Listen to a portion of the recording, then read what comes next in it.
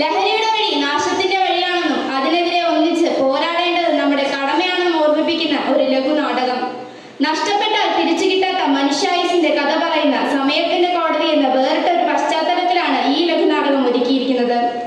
ലഹരിയുടെ കെണിയിൽ വീണുപോയ ഒരു വിദ്യാർത്ഥിയുടെ വിചാരണയാണ് ഈ വേദിയിൽ ഞങ്ങൾ അവതരിപ്പിക്കാൻ പോകുന്നത്.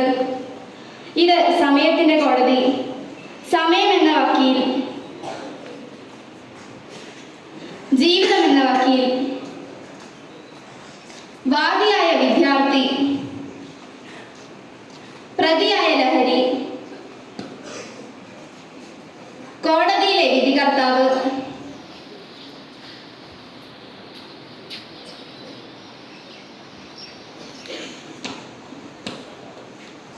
ശ്രദ്ധിക്കുക, ഇത് സമയത്തിന്റെ കോടതി, നഷ്ടപ്പെട്ടാൽ തിരിച്ചു കിട്ടാത്ത മനുഷ്യായുസിന്റെ കോടതി.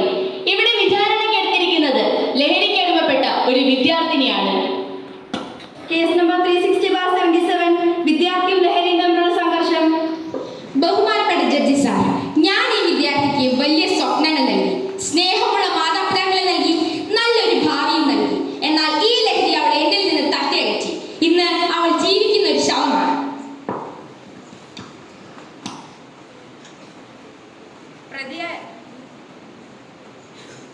പ്രതിയായ ലഹരിക്ക് എന്താണ് പറയാനുള്ളത്? സാർ, ഞാൻ ആരെയും എൻ്റെ അടുത്തേക്ക് നിർബന്ധിച്ച് ക്ഷണിച്ചിട്ടില്ല. അവൾ തന്നെയാണ് പരീക്ഷാ പേടിയും ടെൻഷനും കൊണ്ട് എൻ്റെ അടുത്തേക്ക് വന്നത്. ഞാൻ അവൾക്ക് താൽക്കാലിക സന്തോഷം നൽകി സ്വർഗം കാണിച്ചു കൊടുത്തു. ഒബ്ജക്ഷൻ യുവർ ഓണർ, ഇവൾ കാണിച്ചു കൊടുത്തത് സ്വർഗമല്ല, ചതിക്കുഴിയാണ്.